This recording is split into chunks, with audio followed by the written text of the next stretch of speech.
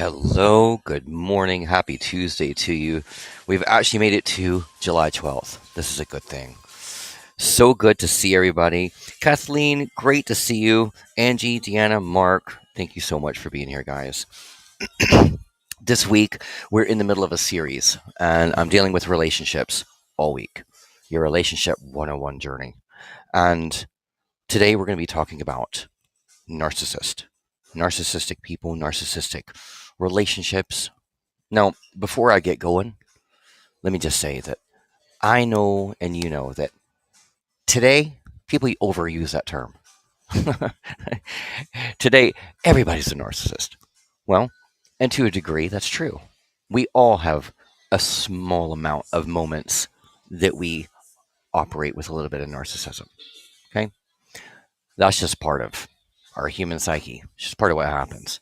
So anybody that says, "Oh, I'm definitely not a narcissist," you are. At some point in time, you are.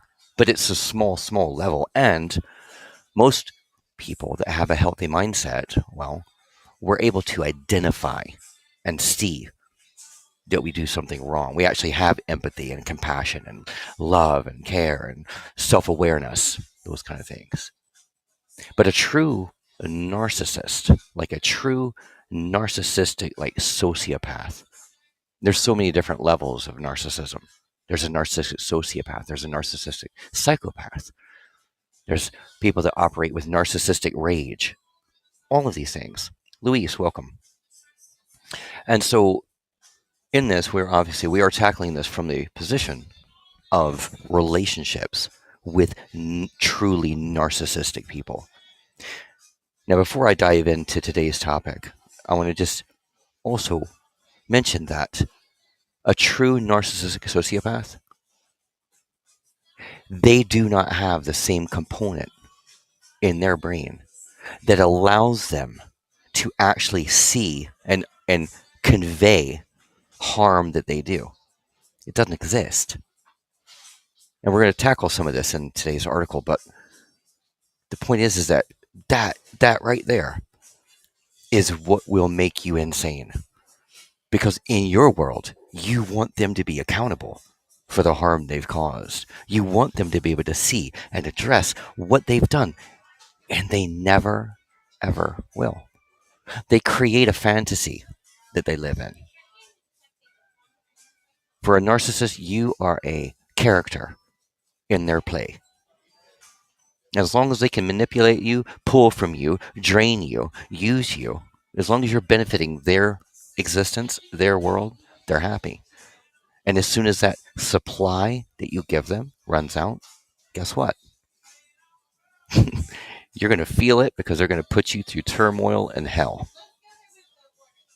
And everything is always going to be your fault.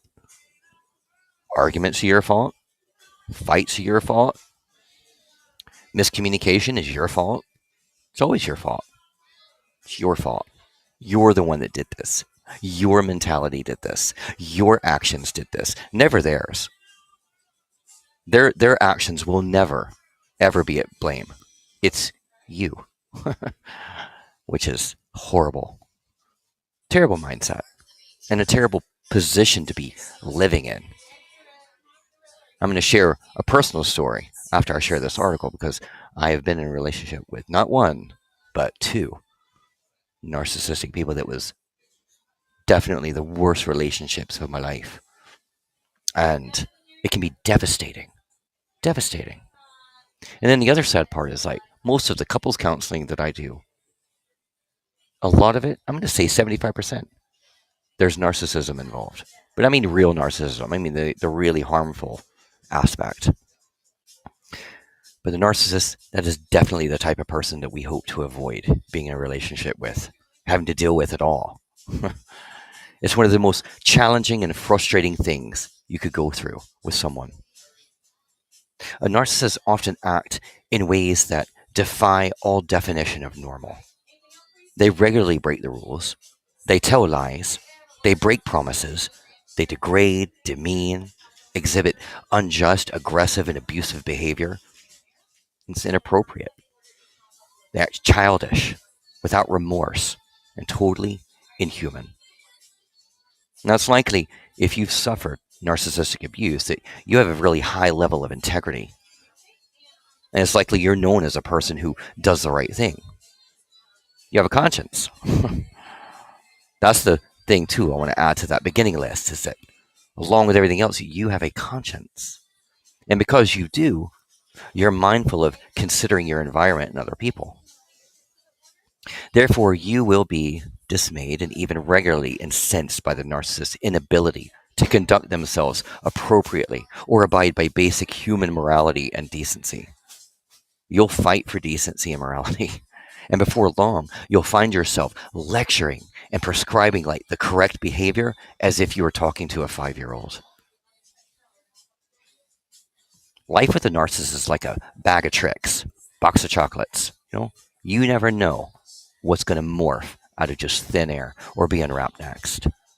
You're constantly on edge, walking on broken glass, and suffering from high levels of anxiety, most likely. And understandably, you want that instability and madness to stop. Forcing accountability logically seems to be the answer, so that the crazy feelings and fear can end. First thing is that your integrity is used against you. Now, we spoke a lot yesterday about integrity. Jason, welcome. Good to see you. And it's extremely important to know the strength you possess is integrity. In fact, one of the greatest weapons that the narcissist uses against you. Firstly, understand the narcissist purposely targets people who have high levels of integrity. Now, the reason is he or she knows this, that you will take responsibility for cleaning up the messes that they make. You'll stoically work overtime on cleaning up these messes. You're the perfect person to blame because you vehemently try to prove your integrity to the narcissist rather than just leave, despite the abuse. And by focusing on trying to get the narcissist to act like a responsible and considerate adult, you will hand over lots of much needed narcissistic supply, which is attention. The narcissist can accuse you of lack of integrity in any area you pride yourself in. Being a good parent, a caring role model, a pet lover, an honest business person, etc., which grants omnipotent delight when the narcissist views how much this harms you, how much this takes you down a couple of notches. You'll be a partner who you love and care, therefore willingly handing over your resources, time, support, sometimes money, just over and over again. By preying on your need for integrity, the narcissist has set you up to lose your mind. And that's true. And the more he or she attacks and pillages supply and resources from you as a result of your high levels of integrity, well, the more you're going to try to righteously force the narcissist to be accountable. In fact, you may go out of your way to prove a point and do the right thing, to set the right example, hoping that the narcissist will learn and start acting like a decent person. And this usually is absolute wishful thinking. The narcissist, by the very definition of what a narcissist is, does not want to be accountable, does not want to play fair, does not want to conform, and does not want to do the right thing. A narcissist believes playing by the rules makes him or her like everybody else. In fact, the narcissist watches you doing all of the right things and inwardly probably laughs about how pathetic you are for doing it, and loves it because it gives him or her ample opportunity to keep mining supplies while you keep trying to force him or her to be as good as you. And it's an evil, vicious cycle that can make you absolutely feel like you're going insane. The narcissist believes that being good would mean being reduced to a mere human, swallowed whole and controlled by the system. The narcissist thinks this will create vulnerability and take away his or her edge of remaining separate, having that upper hand and securing the narcissistic supply, and most importantly, keeping them in a control space where they are controlling. To cooperate means he or she will have no way to steal energy to fill up the empty, painful voids within, and this would upspell the emotional annihilation. Listen, you must understand that There's no way to make the narcissist accountable. None. And trying to is one of the greatest hooks that are keeping you stuck in abuse.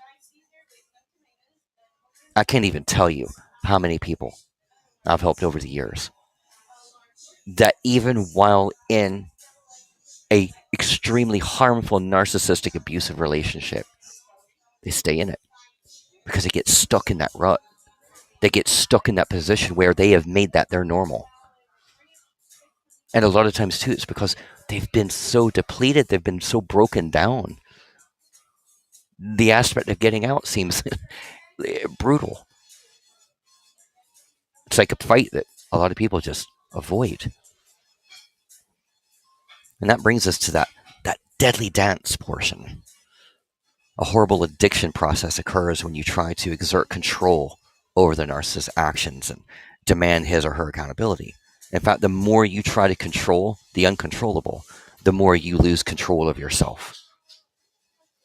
This becomes even more of a challenge, in like as time passes, as you build, you get dug into those ruts. Well, so does this narcissist. They're digging into you. They're figuring you out. They're mining how to control and manipulate you. As your focus on trying to make them normal and decent intensifies, the more you expose yourself to the mind-bending twists and turns, the insane behavior, the intense gaslighting, projections, justifications, and just downright lies. And that will tear your self-esteem and self-belief apart. It can make you question your own self-awareness and understanding. And before long, you will think that you're losing your mind. And you find that you can barely function. And as the process intensifies, you're going to start feeling so empty, tormented, and anguished that you may feel like, life is just not worth it. That's a deep, dark, bad place to be in. I promise you, it's the strongest, most intelligent people with high integrity that suffer the most in this equation. Be very aware you can't win this game with a narcissist. And trying to win will just grant even more ample supply to the narcissist every step of the way. Listen, they fight dirty. The need for integrity creates the perfect forum for the narcissist to unleash his or her most powerful arsenal. With arguments, he or she has a wide open playing field with no boundaries. This is like a bloodthirsty game of Mortal Kombat with no rules. The narcissist has no conscience. Therefore, an endless amount of nasty tools are readily available. What are some of those? Well, outrageous lies in order to gain whatever goal the narcissist has in mind. And then, of course, gaslighting. Gaslighting techniques in order to get you to doubt yourself. Imagined allies to back up his or her claims. Malicious comments to harm you. Attacks on your integrity. Expert projection to make what he or she did your fault. It is always going to be your fault. Purposely outrageous and childish, nonsensical comments just to incite you. Refusal to remain on topic at hand. Those people, you get into that conversation or that argument, you ask a question or you're trying to get to a point, and they will steer around answering you at all cost. They will shift the topic. Everything's got to get pointed back to you, and very quickly. And they become experts at doing that. Insistence on boundaries within the conversation, granting him or her all the rights to continue speaking and you none. They'll talk over you. They take over. They don't want to hear what you have to say, but you damn well better hear what they have to say. That's their premise. Because what they have to say is the one that's right, and what they have to say is the one that they need to make you understand and believe, no matter what they have to do. Discard and abandonment techniques, regardless of the state you're in. Like, the more distressed you are, the more delight in abandoning you. If they can break you down, whittle you down to where you're just spent, you're exhausted, you're done, well, they've won. They have the upper hand now. Now they're in control because they're going to exercise now even more manipulation patterns over you in this moment. attacking you in regard to your distress, your hysteria, your anger, the ability to use all of these things plus more to purposely punish you and create the highest level of anguish possible. Why? Because that keeps you weak. That keeps you weak. They don't want you strong and built up and actually making sense and being clear, because once you break through that border and barrier and you realize the aspect and environment you're in, chances are you're going to hopefully get away from this, or you have a support system around you that's going to yank you out really quickly. No human being is a match for these tactics. I mean, it's not something that anybody's geared up to ready to tackle. And if you do try to match their game with any of their own tactics, the narcissist is going to immediately pounce on your lack of integrity, which throws you into despair. The narcissist doesn't believe I'm a decent person. This destroys your soul and mission to change the narcissist. Or you will feel incensed, that rage. Who are you to accuse me of lack of integrity? Because now we get into that pattern. Now we have to defend ourselves. They're going to start bringing up all these things, even if it's a lie, even if it's not true. Well, now they've got you stuck in a pattern of defense, defense, defense, defense, defense. And you start to question now, having to regain, have I done something? Did I do something? Are they coming from a place of accuracy? Most times, no, they're not. Now, whichever way it goes, you end up kind of battered and distraught. And the narcissist obtained supply and the omnipotent knowing that he or she can have this effect on you. Now they're learning, what is your breaking point? What's your limit? How far can that person go to control and manipulate your emotions or that situation to keep you where they can control you? You can't shrug off allegations like the narcissist can. The narcissist, once securing you in their life, actually doesn't care whether or not you think that they're a good person. Like, narcissists is simply in the game for two reasons. Two reasons. One, to secure narcissistic supply. Two, having a person to hurt in order to offload their own tormented inner self. You have to accept that the narcissist simply does not hold or even care about the model of love and relationships that you do. His or her values, needs, and neuron brain pathways are miles apart from yours. They do not think the way you do. They are not caring on the level that you do. They do not have the compassion and empathy that you do. They don't have that same conscience that you do. No matter how much you want them to, they don't. Remember, the more you need, the less you get. At the time of entering the argument, you're going to feel that you are seeking accountability for a specific issue. And as a result of the argument, you will feel totally unsafe and need accountability for all the brutal abuse that occurred within the argument as well. And the more you try to gain accountability, the less you're going to receive it. Then the more accountability you're going to need. And then that's a vicious cycle that expands and broadens until it's literally just kind of ripping your life apart with no way out. And so you continue. Or you just do continue because you can't find that exit. When you're disintegrating and completely lose yourself, because this is when you start acting like the crazy person. You may call the narcissist 20 times in a row, start seeking people in his community to tell them the truth about them. You may be constantly checking their Facebook, phone records, contacts about what the narcissist is or isn't doing. And your whole life becomes obsessed and totally taken over by your simple need to get accountability, because you need answers. We want answers when somebody does something like that to us. We want to understand. That's the point. That is a breaking point, because you're never going to get that answer. This is the exact opposite of where you want to be. With your focus completely obsessed with what they are or are not doing, he or she has you right where they want you, detached from your true self. No longer are you able to healthily supply yourself with your basic emotional needs, sustenance, and safety. And it's likely that you're no longer able to look after your practical and even survival needs sometimes effectively.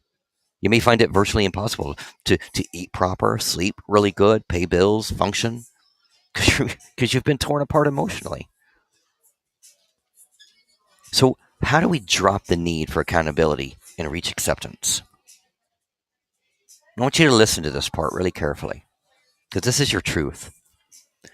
Understandably, you will be operating from that mind-bending portion in pain, and you should or should not be doing this. Those things. And how on earth can somebody do that to you? You know, and this may seem correct at a human and logical level, but this does not help you create a healthy and accountable life with accountable people. One of the largest fundamental lessons of life and intense learning curves that we are forced to face as a result of narcissistic abuse is this: people can be and do whatever they want to be and do. And this lesson of acceptance is one of the most essential when receiving and recovering from narcissistic abuse. There's only two ways that we can live our life: one, resistance, or two, acceptance. When we judge something as wrong, we've set ourselves up energetically, energy being the true note that creates our reality, as my experience is wrong because of this thing being wrong, and therefore I have to make it right in order to be okay. So, for example, if you do something bad to me and I decide to be affected by it, which is a normal human reaction, I'll replay it in my mind, and every time I do, I feel the pain of what you did to me. You're, however, no longer standing there and doing it to me. I'm actually free to get on with the truth of my life, but I can't now because what you did was wrong. I have assessed my life can't be right now because you exchanged with me in a way that was wrong. Now, your wrongness has now become my wrongness. Like I took it on. And it can't be fixed until I change you from being wrong into being right. Understandably, this is very powerless. I have no power to change you. And if I try to, I can't have a right life until I change you from being wrong. The truth is, I'll be having a wrong life forever if I adopt that. Why? Because even if I could force you to change into right, which is highly unlikely and impossible when dealing with a true narcissist, the more and more wrong people would still keep coming into my experience and keep doing wrong things to me because now I've opened up to that. And why is that? Sounds crazy, right? Why would I keep attracting the wrong behavior that I detest so much? And the answer is simple. It's because I have an intense focus and dislike, judgment, on wrong. I take it personally. I make other people's behaviors about me, and I judge who they are and try to fix them and change them in a futile attempt to make me happy, rather than take responsibility for being the creator of myself. All because I have not as yet learned the vital soul lesson of acceptance and unconditional love, which is this. And I've actually used this that I'm going to share with you. I've actually used this as a farewell, a farewell letter to a narcissist. I love you and all of life enough to allow you to be whoever you want to be on your journey. And I love myself enough to choose what is the true journey for me. Therefore, if we are not a match, thank you for showing me what I needed to heal within myself, and I can let go and allow us both to experience the journey that is our choice as it stands right now. See, whenever we judge something as wrong, we are in resistance. By resisting this thing, we think we're saying no to it. Yet in reality, we're saying yes and bringing it into our experience. Resistance hooks us into the fight of trying to change something that is wrong into being right and pollutes our being and experience with wrong in the process. True acceptance does not mean tolerating, it means the exact opposite. Acceptance means we observe the narcissist's behavior and accept that the narcissist does what he or she does because they are a narcissist. And with this acceptance, you will no longer have the need to change or fix them for your own well being. The gift in learning how to stop trying to get accountability is the peace and the acceptance that we are unlimited beings with all of the resources of life at our disposal. We don't have to try to force unmakeable deals to work because there's plenty more of what we really want available to us already in life. You need to establish that you do have the resources within you to create your own truth and fullness. You can allow others to be whoever they wish to be, and if who they are or what they do does not line up with your truth, then that person does not need to be your reality. Leave and stop participating and put your focus fully onto creating what it is that you want in your life for yourself.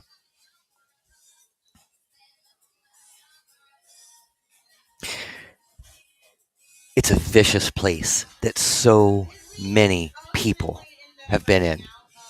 So many people are in. The emotional strain, the emotional abuse of it all becomes so heavy. And sometimes it's not just listen, it's not always just the romantic relationship here. I've dealt with people that have just narcissistic friends, treating people like shit, just not caring. On the low end, the degraded form, demeaning people, dragging you down, not being there for you, just siphoning you. We have to wake up. We have to realize resistance and acceptance. What are you going to accept? What do you accept into your life right now? And is it healthy? Is it healthy or is it harming you? Is it lifting you up or breaking you down? Is it elevating you or regressing you? We have to ask ourselves these things.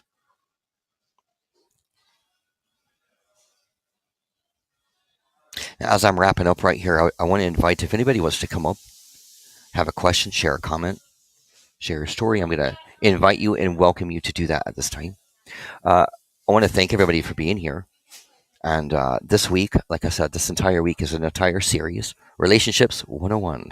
That's all we're going to be talking about all week.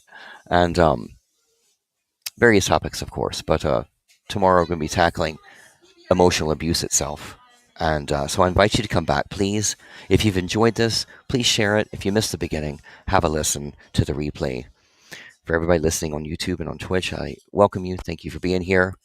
Thank you, Kathleen. It's so good to see you. And Kathleen, Martha, Luis, Angie, Deanna, Mark, guys, I hope that if this is something that related to you guys, that you're able to break free or you've learned from your past of it and you move on. And it's move on into health, move on into happy, move on in your own self-love, self-awareness, and take care of you. Take care of you. Well, guys, again, thank you for being here. Have a blessed and wonderful rest of your Tuesday, and I hope to see you again tomorrow at 11:30. Until then, be happy, be healthy, and most importantly, be you. Cheers.